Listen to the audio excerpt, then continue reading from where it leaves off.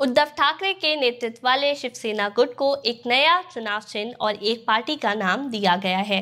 चुनाव चिन्ह ज्वलंत मशाल होगा और नई पार्टी का नाम शिवसेना उद्धव बालासाहेब ठाकरे होगा। नमस्कार, मेरा नाम है काशिफा विशाल और आप देख रहे हैं न्यूज़ीफाई।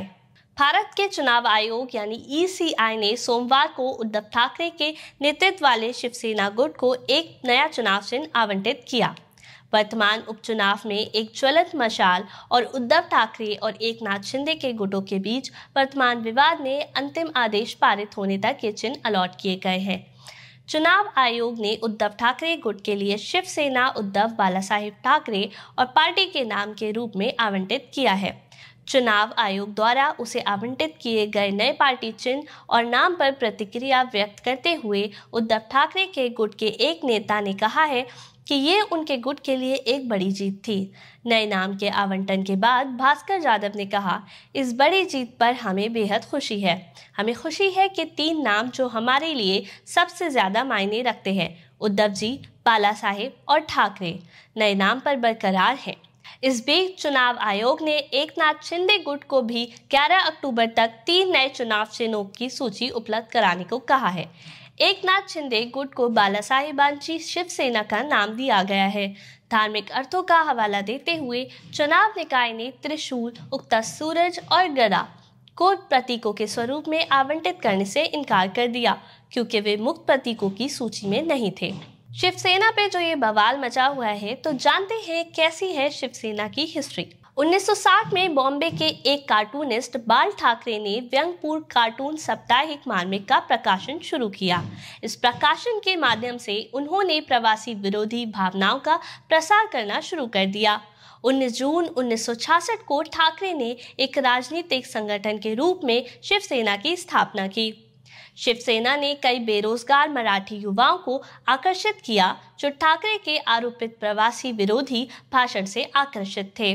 शिवसेना के कार्यकर्ता दक्षिण भारतीय समुदाय के खिलाफ विभिन्न हमलों में शामिल हो गए। दक्षिण भारतीय रेस्टोरेंट में तोड़फोड़ की और नियोक्ताओं पर मराठियों को काम पर रखने के लिए दबाव डाला। 1970 के दशक में सेना ने हिंदुत्व की विचारधारा पर अधिक भार डालना शुरू कर दिया, क्योंकि भूमि के पुत्र कारण कमजोर हो रहा था। पार्टी ने 1989 से लोकसभा और महाराष्ट्र विधानसभा में सीटों के लिए भारतीय जनता पार्टी के साथ गठबंधन शुरू किया। दोनों ने 1995 और 1999 के बीच महाराष्ट्र में सरकार बनाई। शिवसेना 1999 से 2014 तक भाजपा के साथ राज्य में विपक्षी दल थी। हालांकि भाजपा के साथ 25 साल के गठबंधन को 2014 के महाराष्ट्र विधानसभा चुनाव में सीट बंटवारे को लेकर धमकी दी गई थी। दोनों ने स्वतंत्र रूप से चुनाव लड़ा था। 2014 के चुनाव के बाद भाजपा सबसे बड़ी पार्टी बनने के साथ शिवसेना ने विपक्ष की घोषणा की। हालांकि बातचीत के बाद शिवसेना महाराष्ट्र सरकार में शामिल होने के लिए सहमत हो गई। मुंबई नगर निगम में शिवसेना भाजपा गठबंधन का शासन था। परंपरागत रूप से शिवसेना का मुख्य गढ़ मुंबई और कोंकण तटीय क्षेत्र रहा। हालांकि 2004 के लोकसभा चुनाव में परिणाम उलट गया था। मुंबई में नुकसान झेलते हुए शिवसेना ने राज्य के अंदरूनी हिस्सों में पैठ बनाई। जनवरी 2018 में भाजपा के साथ लगभग 30 वर्षों का प्रचार के बाद शिवसेना ने 2019 के भारतीय आम चुनाव से पहले आधिकारिक तौर पर भाजपा और उनके NDA गठबंधन से नाता तोड़ लिया। लेकिन फरवरी 2019 में भाजपा और शिवसेना ने फिर से आम चुनाव के साथ साथ 2019 के महाराष्ट्र विधानसभा चुनाव के लिए गठबंधन की घोषणा की। चुनाव में शिवसेना ने वोट गंवाए और बाद में भाजपा के साथ सत्ता साझाकरण में शामिल होने से इनकार करने पर सरकार बनाने में भाजपा का समर्थन करने से इनकार कर दिया। शिवसेना राष्ट्रीय जनतांत्रिक गठबंधन से हट गई। अक्टूबर के अंत में पार्टी नेता उद्धव ठाकरे भारतीय राष्ट्रीय कांग्रेस और राष्ट्रवादी कांग्रेस पार्टी के समर्थन से मुख्यमंत्री बने। 2019 में शिवसेना ने NDA से नाता तोड़ लिया और UPA में शामिल हो गई। इसने महाराष्ट्र में शिवसेना के उद्धव ठाकरे के नेतृत्व में सरकार बनाने के लिए महाविकास अघाड़ी नामक एक उप गठबंधन का गठन किया। 2022 में पार्टी की एक बैठक के दौरान उद्धव ठाकरे ने UPA में शामिल होने के लिए NDA से बाहर निकलने के अपने कदम के बारे में बताया। उन्होंने कहा, हमने भाजपा को उनकी राष्ट्रीय महत्वाकांक्षाओं को पूरा करने में सक्षम बनाने के लिए तहे दिल से समर्थन किया।